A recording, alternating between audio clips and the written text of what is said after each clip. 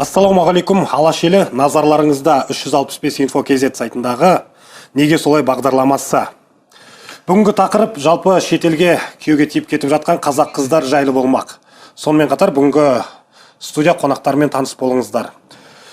Болашақта шетелге күйеуге тиюді жоспарлап жүрген журналист қарындасымыз Жанерке Елшін, әнші сазгер асаба шоумен, былайша айтқанда 8 қырлы бір сырлы жігіт Нұрлан Еспанов. Студиямызға қош келдіңіздер. Сонымен қатар енді тікелей сұрақты қоя берсем, Жәке, Жанерке қарындасымызға. Неге шетелге күйеуге тигіңіз келеді? Неге қазақ жігітін таңдағыңыз келмейді? Енді таңдағыңыз келмейді деген артық кеткен болар. Мен осы жасым 24-те, осы уақытқа дейін талай қазақ жігіттерімен таныстым, сөйлестім. Алайда мен осы уақытқа дейін білмеймін, өзімнен, мүмкін қазақ жігіттерінен бірақ теңімді әлі кездестірмедім. Бұрын негізі мен қазақ емес, басқа бір бөтен елдің жігітімен қол ұстасып кетіп бара жатқан болсын, немесе тұрмысқа тиген болсын, қызды көрсем жиіркене қарайтын. Расында айтайын, осыдан бір осымен соңғы уақытта ғана шығар, соңғы жылда ғана өзгерген шығар ойым негізі. Неге жиіркенесіз? Оған дейін мен жиіркене қарайтынмын. Қалайша басқа ұлтқа тұрмысқа шығады екен, неге қазақ жігіттері жоқ па, өзі әп-әдемі қыз ғой мына қыз деген сияқты қылып, кәдімгі жынданатын, мен де патриот болғам, кәдімгідей жынданатын, қазірде енді патриот емеспін деп айта алмаймын, алайда себеп бар. Неліктен жиіркене қарайтын, ал қазір мен түсінемін. Ол қыздың мысалы жасы келген біреуі әдем болса да, мен осы уақытқа дейін ол қыздың мысалы тағдырын білмеймін, қандай тағдырды, қандай өмірді басынан кешкен. Сондықтан да мен кешіріммен қараймын, мысалы өзінің жақсы өмірін сүріп жатыр ма? Жарайды, сүре берсін деген сияқты қараймын да. Егер мен басқа ұлттың адамына тұрмысқа шығып жатсам, ол қазақ жігіттерінің әлсіздігінен деп ойлаймын. Себебі мысалы Кавказ ұлтынан болсақ, немесе сол жақтағы ұлттардың біраз адамдары, мысалы жігіттері өздерінің ұлтының бір қызын мүлдем орысқа болсын, басқа ұлтқа болсын, қазаққа болсын бермейді. Бір қыз мысалы басқа ұлтқа тұрмысқа шықты ма, сол ауыл қара жамылады. Кавказ ұлттарын мен білемін ғой кәдімгідей. Қыздарын бермейді, тек қана өзінің ұлтына тұрмысқа шығады мысалы. Ал қазақ жігіттерінің әлсіздігінен, мысалы қазақ жігіттері соншама мықты болса, соншама намысшыл болса, ондай бір қазақ қызын басқа ұлтқа жіберіп қойып қарап отырмас еді. Ана басқа ұлттың жігітіне мысалы менің қай жерім кем деген сияқты үлкен биіктерге талпынады еді. Ана жігіттің деңгейіне, мысалы сол жігіттің деңгейі қандай болса, қазақтың жігітінің деңгейі одан екі есе жоғары болу керек. Біздің түсінгеніміз, сіз қазақ жігітінің намысы жоқ, басқа шет елдің жігіттерінің намысы бар. Әлсіздігінен. Жанерке, сенің араласатын ортаңның намысы жоқ негізі. Сен ортаң бар ғой өзіңнің араласатын. Сол ортаның намысы жоқ негізі. Мынау енді түркмендер ақыл-теке атын сыйлап жатса біреуге, енді жаңылдегі ұрғашысын берсе құртып береді екен, босанбайтындай қылып, еркегін берсе де құртып береді екен да, одан ұрғала алмайтындай қылып. Сол себепті бірінші адам мынаны ойлау керек. Адам деген аналықты бермеу керек та, аналықты беріп қойған ол ұлт емес негізі. Мен жаным ашып отыр. Негізі неге сен айтып отырсың шетелдікке барып күйеуге тиюім керек деп отырсың да? Шетелдікке не? Міндетті түрде шетелдікке тиіп шетелге кетіп қалу керек па? Егер сен оқыған қыз болсаң, жетік білетін болсаң, бір жігітті ал да өзің шетелге көшіп кет, сонымен қазақ жігітпен. Не қыласың сен міндетті түрде шетелдікке тиіп? Мен көрген бұрын соңды талай қыздар, ойбай Нұрлан болмайды. Мен осы шетелге кетуім керек. Осы жігітті мен жақсы көріп қалдым. Ол махаббаттың барлығы ондай уақытша негізі. Барғанда содан соң мен сұраймын, шетелге барып келгеннен кейін сен неге тидің деймін. Неге тидің десем, шетелдіктердің миы жақсы жұмыс істейді ғой дейді. Миы жақсы жұмыс істейді. Менің балам да жетік бола ма, өскеннен кейін мені асырай ма деп ойладым дейді. Бірақ енді қазақта мақал бар ғой, тана көзін сүзбесе бұқа жібін үзбейді деген. Сен 27-ге дейін менсінбей жүрген боларсың. Мүмкін мысалы көп қыздар бар, бізде де араласты. Енді мысалы мақал енді. Есіміңіз Жанерке, Жанерке, мысалы кешіріп қойыңыз. Бізде де класста қыздар болды. Мысалы да жақсы оқиды сабақты. Ешқайсымыз бара алмадық ана қызға. Ешқайсымыз сөз айта алмадық. Сөйтіп, бір қараңғы ауылға тиіп кетті. Сөйтіп келеді айтады, Нұрланжан, мен қайтем, біреуің маған бір сөз айтпадыңдар ғой дейді. Біз сонда қорқақтадық. Жоқ, одан емес екен. Негізі сендер өздерің әңгіме айтайын деп тұрған жігітті шап бересіңдер. Қазір жігіттер ондай емес. Қазір жігіттердің барлығы бос. Бұрынғы жігіттер сендер армандамай-ақ қойыңдар, ол кеңес дәуірін көрген біз сияқты жігіттер жоқ ол. Ал сен айтып жатсың, шетелге тием. Шетелге тиіп кеткен қыздарды көрдім мен біразын. Барады да өкінеді. Елді сағындым, жерді сағынып, барған екен. Мен басқа қалайын деп тұрған. Сөзіңіз ауызда, бірақ шетелде бақытты болып жатқан қыздар да бар ғой біздің қазақстанда. Бар, мен мысалы, мен талай өзімнің группаластарым бар да. Мен бұрын кәдімгі қазақи, біз өзім журналистпін ғой, негізі журналистика факультетінде бізде кәдімгі ауылдың тәрбиесін көрген, апат әженің кәдімгідей тәрбиесін көрген қазақи қыздар, қазақи жігіттер негізі оқыды да. Сол кезде мықты, біз арасында бүйтіп жазғы каникулда немесе келесі семестрларда бір семестрге Турцияға оқуға кетіп жүрген қыздар болды да, Түркияда оқып келді. Бірақ сол қыздар мысалы қазір мен біразын қарадым, әлеуметтік желіде енді қазір араласамыз ғой, байқаймыз, көреміз. Сол кезде кәдімгі түрік жігіттеріне шығыпты.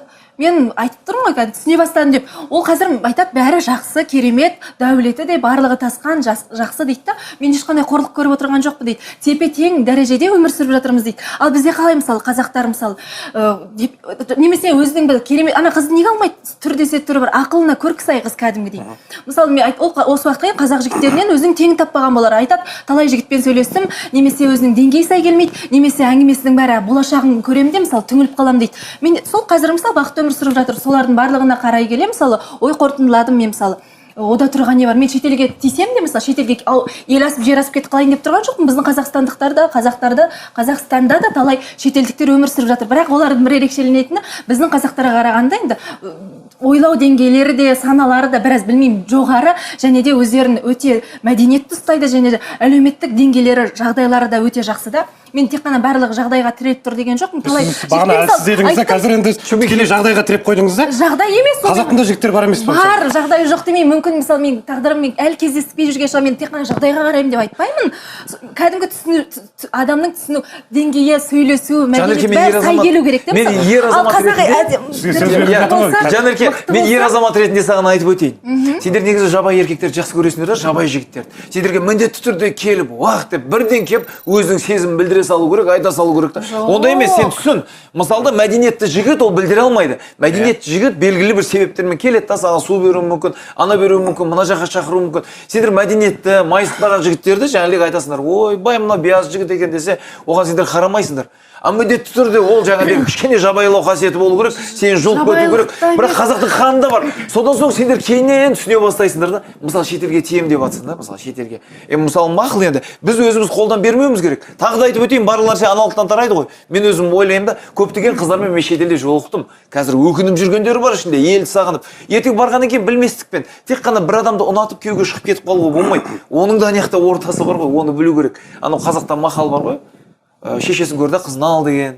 Сол себептен ол жақты білмей. Өте дұрыс. Кешіріңіз, сөзіңіз алды. Жанерке, бір сұрақ қойын сізге. Сіз өзіңіз тілшісіз, журналистсіз, иә?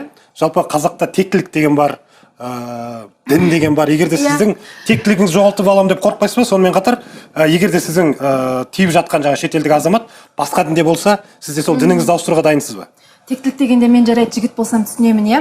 Жігіт болса дегенде қызбын ғой, менде тек дейтін мен мысалы мен руым бәрі мен балама берілмейді деген сияқты әңгіме. Сондықтан да мен мен негізі бірақ дін жағына қараймын. Барлық аналықтан тарайды, оны ұмытпау керек. Мен де негізі тәрбие көрген, кәдімгі қазақы отбасынан шыққан адам. Мен ата-анама мен қазір шетелге шығайын деп айтқан жоқпын әлі. Онда айтып жатқан жоқпын. Қазақ жігіттері саған не істеп қойды былайша? Не істеп қойды жалпы? Неге сен жек көріп кеттің сонша? Сонда сен ойлайсың ба біз сияқты жігіттер жоқ деп кішкене намыс бар? Сұрағыңызға жауап берейін.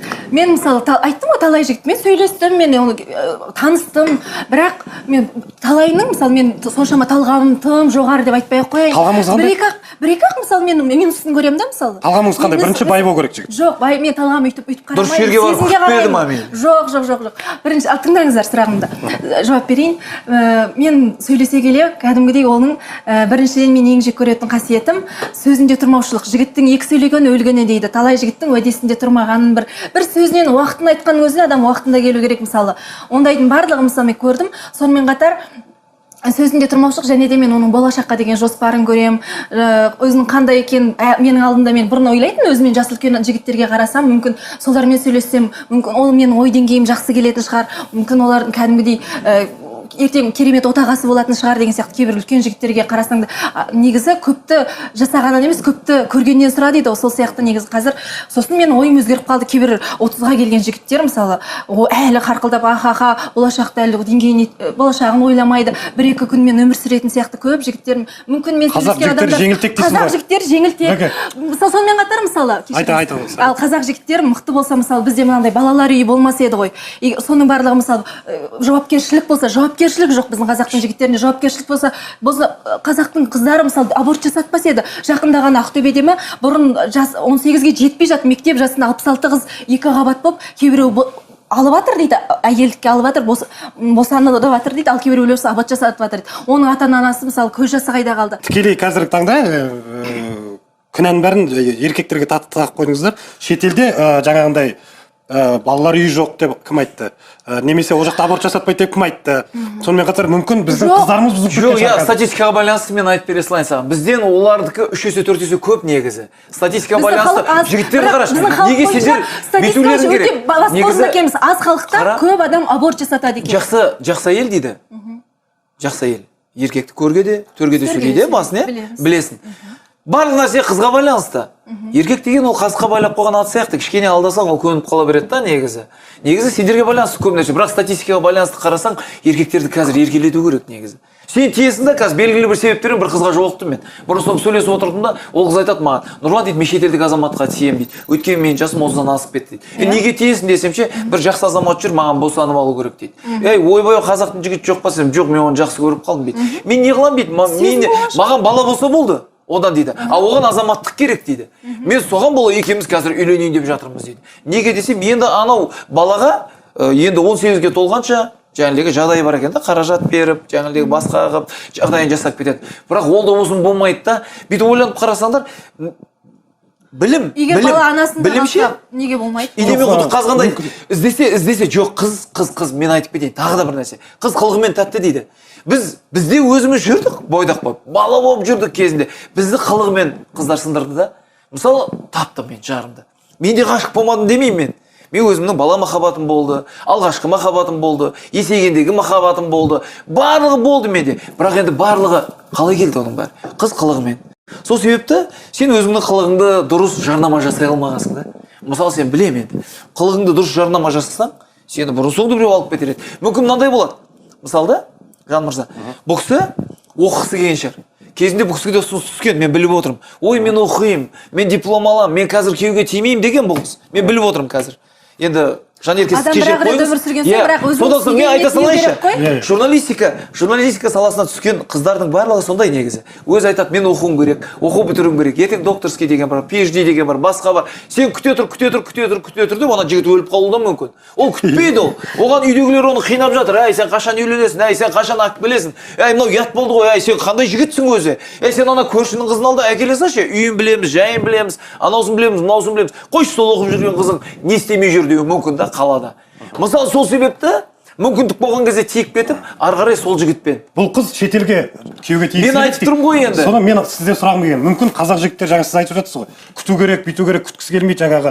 Көршіге үйленіп кетеді. Мүмкін бұл қазақ жігіттерінің ынжықтылығы мүмкін қазіргі таңда сақталып кеткеніне жатпайды. Мысалы, жігіттер қазіргі таңда шыны керек қыз сияқты болып кеткен.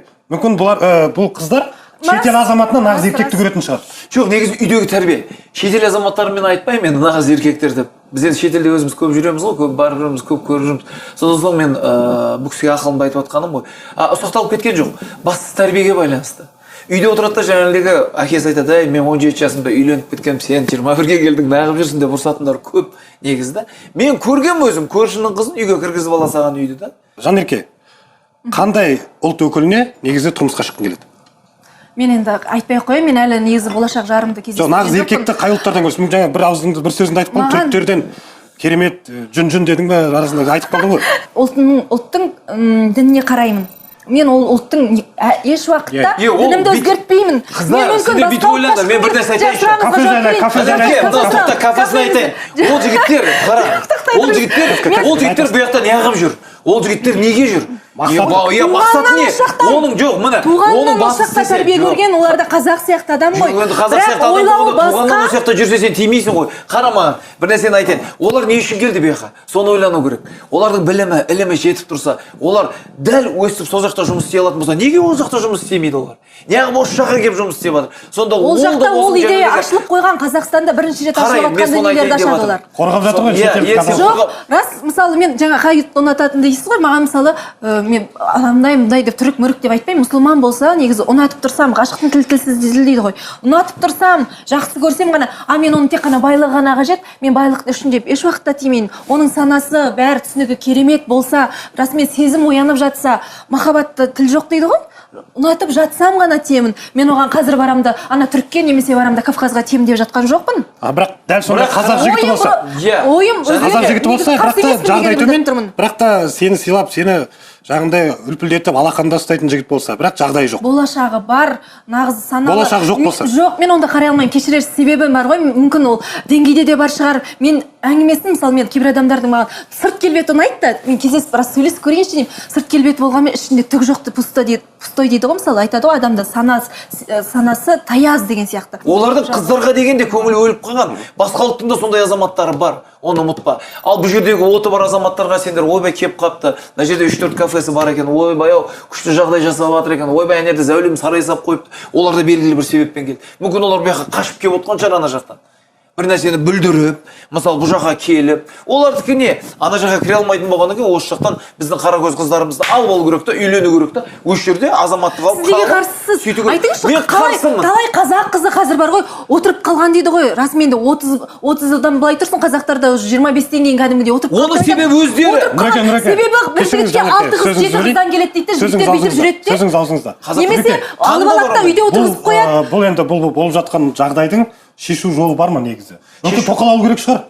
Соны мен ойлаймын, негізі бастағы жақтағылар, біздің бас жақтағы үкіметтегі адамдар негізі қолдайды дейді ғой. Бұрын шариғатта да айтқан, негізі 4 әйелге дейін рұқсат дейді. Мүмкін біреу бір анаған айтады ғой, қазір көңілдес дей ма, көңілдес тапқанша ана қыздардың кейбіреулері қазір кезде мен қыздарға да қараймын, бүйтіп әйелі бар ма, тұра тұрыңыз, әйелі бар ма, жоқ па, ештеңеге қарамайды қазір қыздар, себебі олар отырып бара жатыр ма? Бұл тақырыптың шешімін табу өте қиын. Біздің ойымыз тек қана алып қалу ғой қазақ қыздарын осы жерде. Қорытындылап жіберсек. Қалғыңыз келсе, онда заңды өзгертіңіз және мені тоқал қылып ұсыныс жасаңыз. Тоқал қылып ұсыныс? Ойбай, тоқал қылып емес. Менің інім бар. Мысалы, мен жаңылдан бері неге айтысып отырмын сенімен? Мысалы, мен алып қалғым келіп жатыр. Менің мысалы бір інім бар еді. Әңгімені осыдан бастамайсыз. Қара, менің бір інім бар да негізі. 30-дан асып кетті. 30-дан асып кетті да. Түр десең түрі бар. Алып беріңіз сол. Түр десең түрі бар. Түр десең түрі бар. Мысалы, бой десең бой бар да енді. Сәл енді талпынысы жоқ та ол баланың. Азында, мысалы, кешке таман 8-де барады да, таңғы 1-де жұмыстан шығады ол. Охранада істейді да, жәнелегі. Дайынсыз ба? Болды, оның жұмысы сол. Бірақ арақ ішпейді, темекі шекпейді. Көрдің ба, жоқ деп отыр. Бұл кісілерге, мен соны алып келе жатырмын. Ол да ойланып жүр, ол да қорқақ. Жоқ, мен қарсы емеспін, таныс көруге қарсы емеспін. Егер ойлау деңгейі біріміздің тілімізді тапсақ, онда мен келісемін. Ал тілімді таба алмай, біріміздің тақырыбымыздың сөзімізді айтып тұрмын маған бер. Кез келген тақырыпта сөйлесіп кете алмаса, бірдеңе деп тұрсақ, мен не а десем б деп деп отырсам, мен ондай адаммен қайтып өмір бойы, адам өмір бойы ер азамат ол бәрі б дейді. Ер азаматымен деймін. Ер азамат сүйгеніңе қосылғысы келеді ғой қазіргі заман. Қосылмайды бірақ та деп әнді айтады ғой. Мына жерде екі еркек отырсыз, сөз бермей отырсыз да. Рұқсат бермейді да. Ал қазіргі кезде мына жерде екі еркек отыр. Сүйгенде қосылуға тиесілі ғой. Сіз біздің сөзімізді тыңдап та отырған жоқсыз, сөзімізді бөліп отырсыз. Мен тыңдамады ғой ол кісі. Жоқ, мен тыңдап отырмын. Мен сеніңкі тыңдап. Жоқ, қорытындыласақ, Нұреке. Жанеке, мен сіздің әңгімеңізді тыңдап, содан соң мен жауап қайтарып отырмын. Болмаса мен өздігімнен еш нәрсе айтып отқан жоқпын. Мен жақтасып отырмын. Менің ойым сені алып қалу осы жерде. Негізі мен тағы да айтып өтейін, Жанерке, жақсы әйел, қайталаймын, жаман еркекті төрге де көрге де сүйрейді. Сол себепті кішкене жаңағы саған миы, ойлау қабілеті саған жетпеуі мүмкін, бірақ сен сәл төмендеуің керек. Алып алғаннан кейін тәрбиелеп аласың ғой. Міндетті түрде ол шетелдің азаматымен деңгейі жоқ. Осымен аяқтасақ бағдарламаны. Құрметті көрермендер, бұл тақырыптың шешімін табу өте қиын деп ойлаймыз. Сол себепті де барынша тақырыпты ашуға тырыстық. Сонымен қатар Жанерке қарындасымызға тезірек шетелге күйеуге тиіп кетуіне тілектеспіз. Нұрекеңе тезірек тоқал алуына тілектеспіз. Сонымен қатар келесі тақырып қозғалып кеткен тоқал жайлы болмақ. Сіздермен болған 365 info.kz сайтындағы неге солай жобасы. Кездескенше күн жақсы.